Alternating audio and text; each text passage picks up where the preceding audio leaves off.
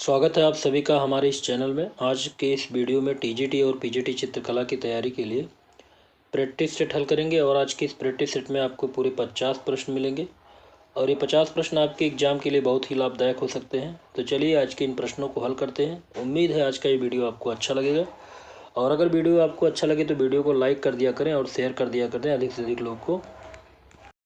और चैनल पर अगर आप नए हो तो चैनल को सब्सक्राइब कर लीजिए, जिससे आने वाली वीडियो का नोटिफिकेशन आपको मिलता रहे। तो आज का जो पहला प्रश्न है, प्रश्न नंबर 51, चोलकालीन देवी उमा की मूर्ति किस समय अवधि से संबंधित है? तो चोलकालीन जो देवी उमा की मूर्ति बनी है उसकी समय अवधि बताना है। तो यहाँ पे सही जवाब जानते हैं। सही जवाब होगा ऑप्शन डी, 12वीं शताब्दी। तो चोलकालीन देवी उमा की मूर्ति 12वीं शताब्दी से संबंधित है और ये उमा की मूर्ति जो है खड़ी मुद्रा में है और गहनों से सजी हुई है और दाहिने हाथ से एक विशिष्ट मुद्रा दर्शाती है। चलिए अगला प्रश्न देखते हैं। प्रश्न नंबर 52, प्रसिद्ध कुतुब मीनार कहाँ स्थित है? बहुत ही आसान प्रश्न है। सही जवाब होगा ऑप्शन डी, दिल्ली में। तो कुतुब मीनार दिल्ली में स्थित है और इसका संबंध दिल्ली के संत ख्वाजा कुतुबुद्दीन बख्तियार काकी से जोड़ा जाता है। ठीक है, तो चलिए अगला प्रश्न देखते हैं। प्रश्न नंबर 53, यहाँ पूछा गया है कि वाराह किसका अवतार है? तो भगवान विष्णु के अवतार हैं। वाराह भगवान विष्णु के अवतार हैं। अगला प्रश्न देखते हैं। प्रश्न नंबर 54, मुगल लघु चित्र शैली का उद्भव किस समय या अवधि क्या काल में हुआ? तो मुगल लघु चित्र शैली का उद्भव 16वीं शताब्दी में हुआ है। 1526 ईस्वी में जब बाबर पानीपत के युद्ध में विजय प्राप्त किया तो दिल्ली का शासक बना था और मुगल शहंशाह प्रारंभ से ही कला प्रेमी रहे हैं। तो यहाँ पे सही जवाब होगा ऑप्शन सी, 16वीं शताब्दी ईस्वी। अगला प्रश्न देखते हैं। प्रश्न नंबर 55, कटरा टीला मथुरा से प्राप्त बुद्ध की आसनस्थ प्रतिमा किस काल की है? तो कटरा टीला मथुरा से प्राप्त बुद्ध की आसनस्थ प्रतिमा कुषाण काल से संबंधित है। तो सही जवाब ऑप्शन सी होगा, कुषाण काल।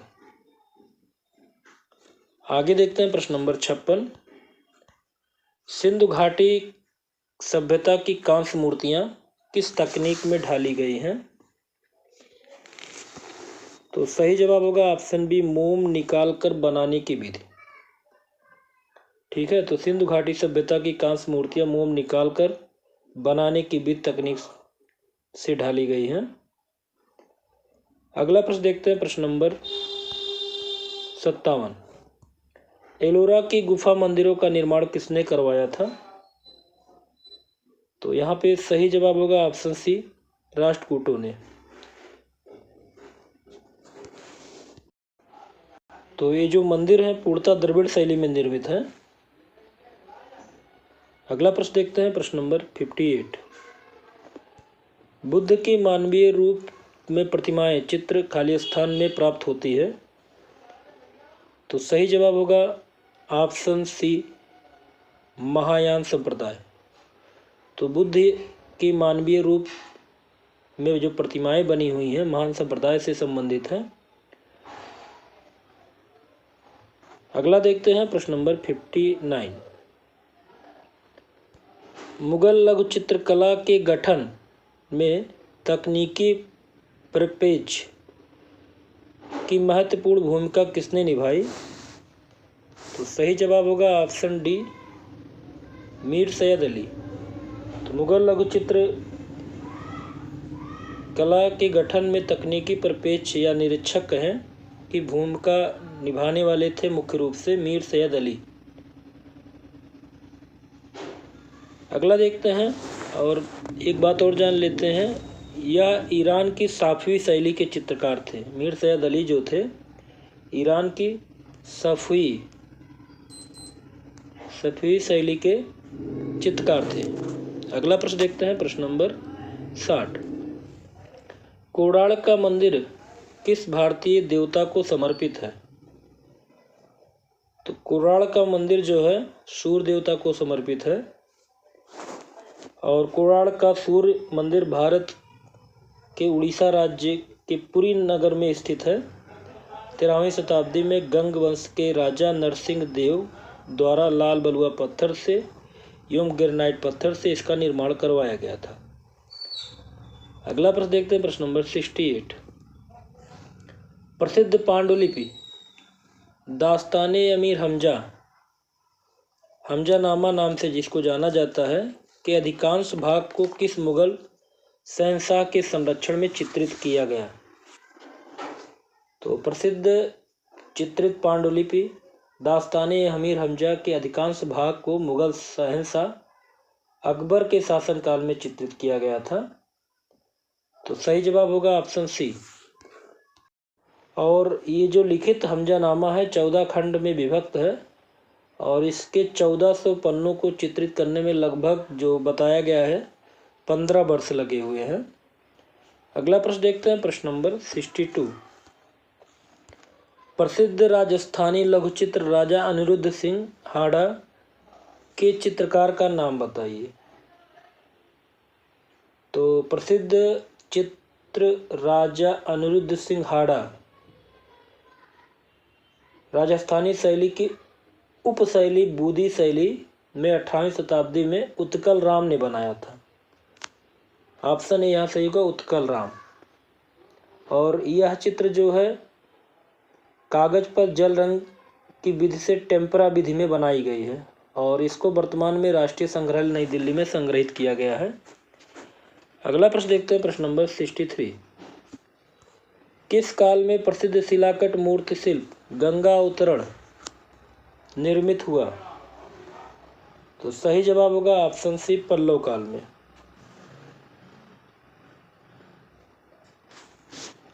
अगला प्रश्न देखते हैं,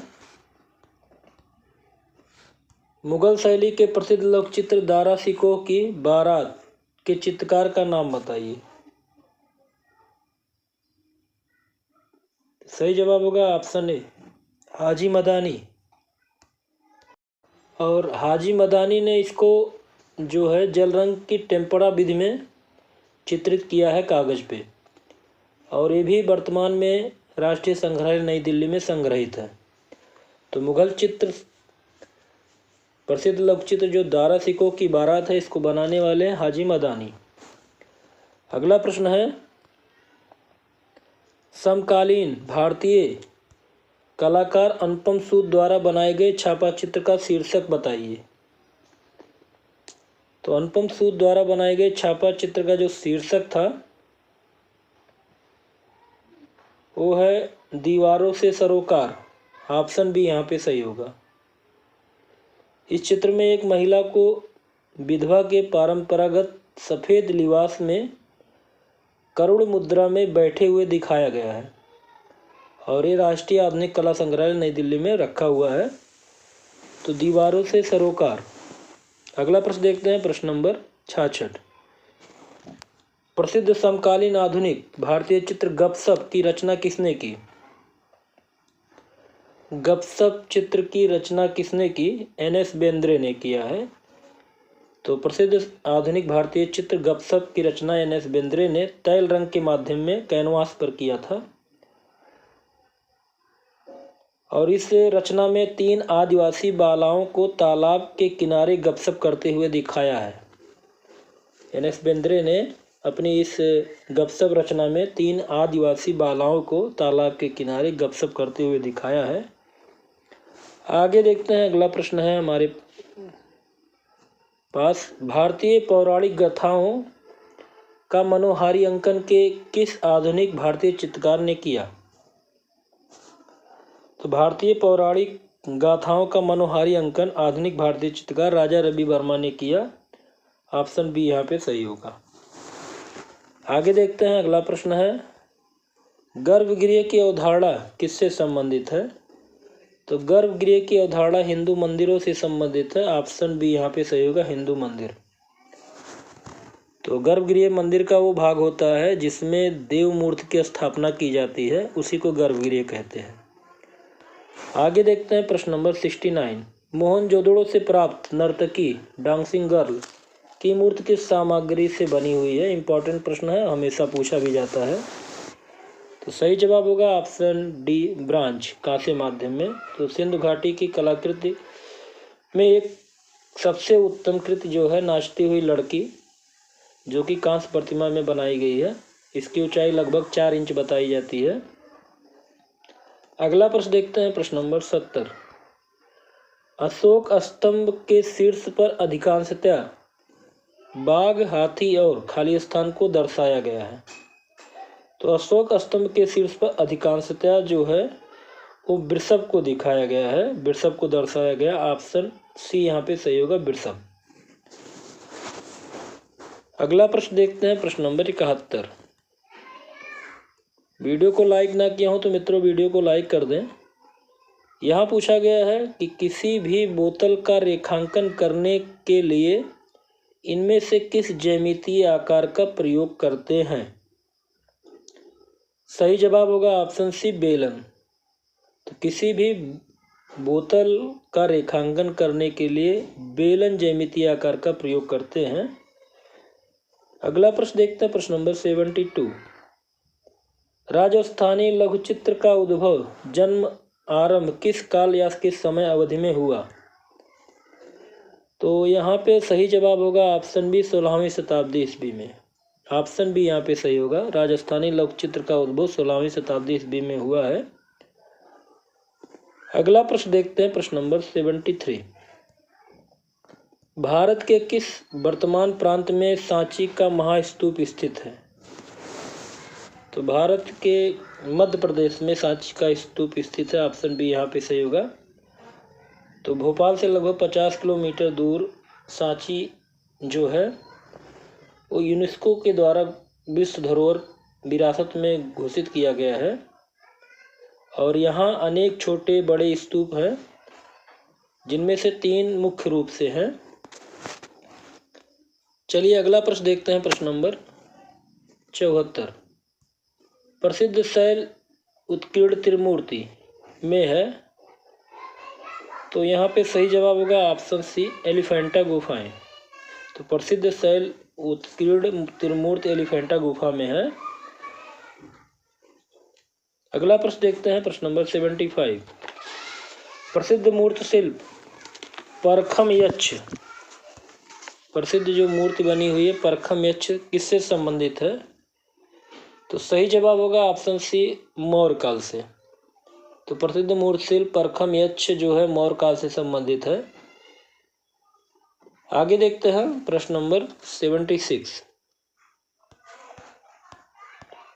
सिंधु घाटी सभ्यता की जो वास्तुकला किस सामग्री से बनी हुई है? सिंधु घाटी वास्तुकला किस सामग्री से बनी हुई है?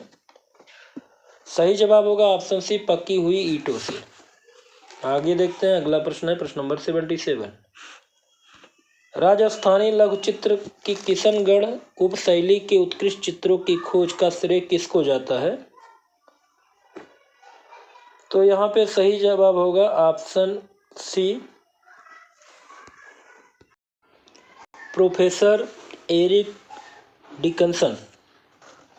चलिए अगला प्रश्न देखते हैं, प्रश्न नंबर 78। निम्नलिखित छापा चित्रों को उनके छापा चित्रकारों के साथ सुमेलित कीजिए। तो सुमेलित करना है तो आइए पहले सुमेलित कर लेते हैं, फिर आप विकल्प देखेंगे। तो पहला है आदमी, औरत और पेड़। तो आदमी, औरत और पेड़ ये जो प्रसिद्ध रचना है के लक्ष्मा गौड़ का है। एक को तीसरे से मिलाएंगे। बच्चे सोमनाथ होर का प्रसिद्ध चित्र है। बच्चे किसका है? सोमनाथ होर का है। भंवर जिसको जलावर्त भी कहते हैं, जलावर्त भी कहेंगे, तो इसको कृष्णा रेड्डी के द्वारा बनाया गया है। तो कृष्णा रेड्डी 4 नंबर पे हैं। इसके बाद दीवारों से सरोकार, अभी आपके पीछे प्रश्न भी पूछा गया था, अनुपम सूद का है दीवारों से सरोकार। ठीक है, तो इस तरह से 3, 1, 4, 2 तो देख लेते हैं किस में है। 3, 1, 4, 2 ऑप्शन सी में है। 3, 1, 4, 2। अगला प्रश्न देखते हैं। अगला प्रश्न यहाँ पे है, धौलावीरा एक पुरातात्विक स्थल है, किस काल अवधि से संबंध रखता है? तो सही जवाब होगा ऑप्शन सी, सिंधु घाटी कला। तो धौलावीरा एक पुरातात्विक स्थल सिंधु घाटी काल से संबंध रखता है और धौलावीरा गुजरात राज्य के कच्छ जिले में स्थित है। अगला प्रश्न देखते हैं, प्रश्न नंबर 80। एलिफेंटा गुफा मंदिर कहाँ स्थित है? एलिफेंटा गुफा मंदिर कहाँ पर स्थित है? तो सही जवाब होगा ऑप्शन बी, महाराष्ट्र में स्थित एलिफेंटा गुफा।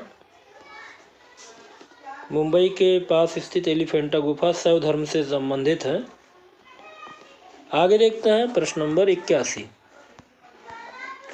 दिलवाड़ा का जैन मंदिर किससे बना हुआ है? तो माउंट आबू राजस्थान में है दिलवाड़ा का जैन मंदिर, जो कि सफ़ेद संगमरमर से बना हुआ है। अगला देखते हैं प्रश्न नंबर 82। किस मुगल शहंशाह के काल समय अवधि में मुगल लघु चित्र शैली छिन्न भिन्न हो गई थी? तो यहाँ पे सही जवाब देखेंगे ऑप्शन बी, औरंगजेब। तो मुगल शहंशाह औरंगजेब के काल में मुगल लघु चित्र शैली जो है छिन्न भिन्न हो गई थी। अगला प्रश्न देखते हैं, प्रश्न नंबर 83। निम्नलिखित में से कौन सी कला त्रियामी कला का रूप है? तो यहाँ पर मूर्ति कला जो है त्रियामी कला का रूप होता है। ऑप्शन सी सही होगा, मूर्ति कला। अगला प्रश्न है प्रश्न नंबर 84। खजुराहो के अधिकांश मंदिरों का निर्माण किस राजवंश के द्वारा किया गया? तो खजुराहो के अधिकांश मंदिरों का निर्माण चंदेलों के द्वारा किया गया है। अगला प्रश्न है प्रश्न नंबर 85। विख्यात समकालीन भारतीय चित्रकार M.F. हुसैन को किसके लिए जाना जाता है? तो विख्यात समकालीन भारतीय चित्रकार M.F. हुसैन को उनके मोटे तथा सशक्त रेखांकन के लिए जाना जाता है। ऑप्शन बी सही होगा।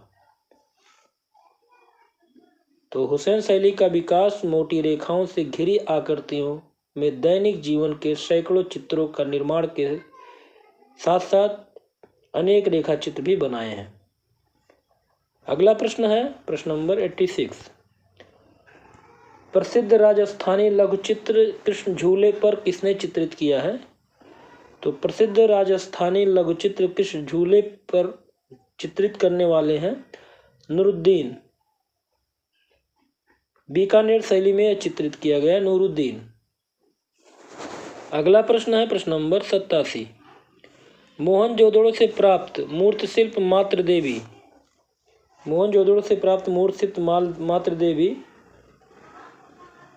किस सामग्री से बनी हुई? तो मृण मूर्ति। ऑप्शन डी यहाँ पे सही होगा, मृण मूर्ति। आगे देखते हैं प्रश्न नंबर 88। अमरनाथ सहगल द्वारा रचित समकालीन भारतीय मूर्ति शिल्प का शीर्षक क्या है? तो अमरनाथ सहगल द्वारा रचित समकालीन भारतीय मूर्ति शिल्प का शीर्षक जो है अनसुनी चीखें है। ऑप्शन बी यहाँ सही होगा। और 1958 में निर्मित एक कांसे की मूर्ति में एक ही परिवार के 3 सदस्य पिता, माँ व बच्चे की दरिद्रता को दर्शाया गया है। अगला देखते हैं प्रश्न नंबर 89। प्राथमिक रंग कौन सा है? प्राथमिक रंग, तो सही जवाब होगा यहाँ पे ऑप्शन बी, लाल, पीला और नीला। लाल, पीला, नीला ये प्राथमिक रंग की श्रेणी में आएंगे। अगला प्रश्न देखते हैं, प्रश्न नंबर 90। गांधार क्षेत्र से प्राप्त कुषाणकालीन मूर्तियों पर किसका अधिक प्रभाव है? तो गांधार क्षेत्र से प्राप्त कुषाणकालीन मूर्तियों पर यूनानी कला का सबसे ज्यादा प्रभाव देखने को मिलता है। तो प्राचीन गांधार क्षेत्र में स्थित तक्षशिला से प्राप्त बुद्ध की प्रतिमा जो है ईसा की 2री शताब्दी के कुषाण काल की है। तो सही जवाब होगा यहाँ पे ऑप्शन डी, यूनानी काल कला। तो गांधार क्षेत्र से प्राप्त कुषाणकालीन मूर्तियों पर यूनानी कला का विशेष प्रभाव है। अगला देखते हैं, प्रश्न नंबर 91। अजंता के किस गुफा मंदिर में प्रसिद्ध भित्ति चित्र बोधिसत्व पद्मपाद चित्रित किया गया है? तो अजंता के गुफा संख्या 1 में प्रसिद्ध भित्ति चित्र बोधिसत्व पद्मपाद का चित्रण किया गया है। तो गुफा संख्या 1 और गुफा संख्या 1 पूजा गृह से पहले स्थित आंतरिक बड़े कक्ष की पिछली दीवार पर यह चित्रित है और इसमें बोधिसत्व को एक पद्म कमल पकड़े हुए दिखाया गया है।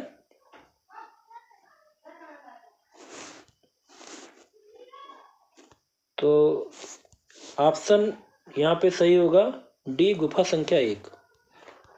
अगला प्रश्न है, एक घन के सामने से अवलोकन करने पर उसके कितने आयाम दिखाई देते हैं यदि घन का एक किनारा आपके ठीक सामने बीचों बीच हो और यह आपकी दृष्टि स्तर से नीचा रखा हो?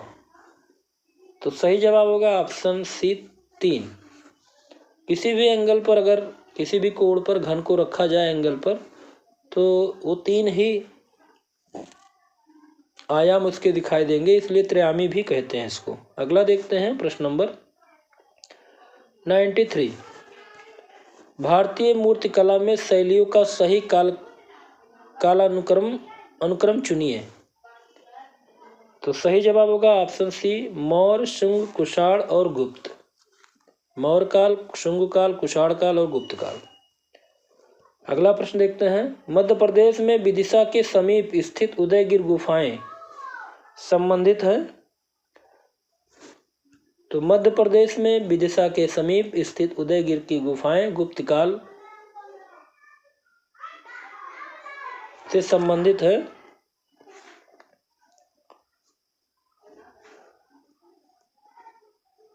अगला प्रश्न है, निम्नलिखित में से किस चित्रकार ने हरिपुरा कांग्रेस अधिवेशन के पंडाल को सजाने का कार्य किया था? तो सही जवाब होगा ऑप्शन सी, नंदलाल बोस। तो नंदलाल बोस, जिनको मास्टर मोसाई के नाम से भी जानते हैं, इन्होंने हरिपुरा कांग्रेस अधिवेशन के पंडाल को सजाने का कार्य किया। इनके प्रसिद्ध चित्र सती, शिव का विषपान, बुद्ध व मेष, दुर्गा, पार्थसारथी, अर्जुन, सांथालिन, यक्ष व मेघ, गांधी जी की डांडी यात्रा आदि। अगला प्रश्न है, भारतीय पुरातत्व का जनक पिता किसे कहा जाता है? तो भारतीय पुरातत्व का जनक पिता ओलेक्जेंडर कनिंघम को कहा जाता है। सही जवाब होगा यहाँ पे ऑप्शन बी।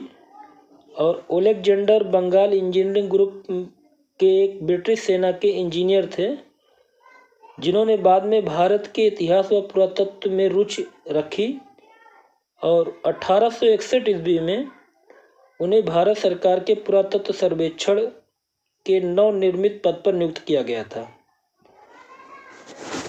अगला प्रश्न है, प्रश्न नंबर 97। चोलकालीन नटराज मूर्ति किस भंगिमा में है? तो चोलकालीन नटराज मूर्ति अति भंग भंगिमा में है और इस प्रतिमा में शिव को उनकी दाहिनी टांग पर संतुलित रूप से खड़े हुए और उसी टांग के पंजे से अज्ञान या विस्मृत के दैत्य अपस्मार को दबाते हुए दिखाया गया है। सही जवाब होगा ऑप्शन बी अतिभंग। अगला प्रश्न है 98। कोराड़ के प्रसिद्ध सूर्य मंदिर वर्तमान में किस राज्य में है?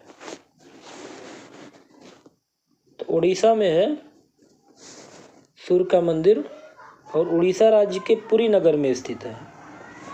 और इसको बनाया है 13वीं शताब्दी में गंग वंश के प्रसिद्ध राजा नरसिंह देव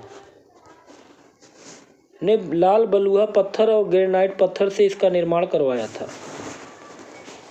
आगे देखते हैं प्रश्न नंबर 99। बौद्ध वास्तुकला में चैत्य क्या है? तो बौद्ध वास्तुकला में चैत्य जो होता है वो प्रार्थना कक्ष होता है। ऑप्शन सी यहाँ पे सही होगा। और चैत्य के विशाल कक्ष में अर्धवृत्ताकार चैत्य चाप की प्रधानता होती है। अगला प्रश्न और इस वीडियो का लास्ट प्रश्न है प्रश्न नंबर 100। सिंधु घाटी सभ्यता से प्राप्त अधिकांश आभूषण किस सामग्री से बने हुए हैं? तो सिंधु घाटी सभ्यता से प्राप्त अधिकांश आभूषण पत्थर के मोती से बने हुए हैं। ऑप्शन ए सही होगा, पत्थर के मोती से। तो यहाँ पे आपके 50 प्रश्न पूरे होते हैं। उम्मीद है आज का ये वीडियो आपको अच्छा लगा होगा। और अगर वीडियो आपको अच्छा लगे मित्रों तो वीडियो को लाइक कर दिया करें और शेयर कर दिया करें अधिक से अधिक लोगों को। चैनल पर नए हो तो चैनल को सब्सक्राइब कर लिया करें, जिससे आने वाले सभी वीडियो के नोटिफिकेशन आपको मिलते रहें। अगले वीडियो में ऐसे प्रैक्टिस सेट के साथ फिर मिलते हैं। नमस्कार।